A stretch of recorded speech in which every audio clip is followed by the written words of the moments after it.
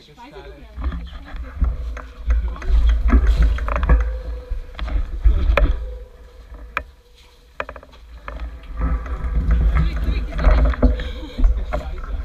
Ale ja som, že to nejaká komunikačka, že tam je nejaká pokladnička niekde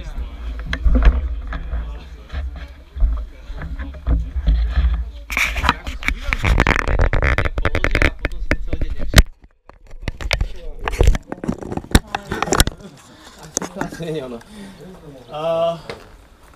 Toto je ináč veľmi teda zaujímavé miesto, to sa mi podarilo nedávno objaviť, že máme v Bratislave takýto bizarný most, kde sa vlastne dve ulice krížujú vzájomne tým, že je medzi nimi mierny výškový rozdiel mostom.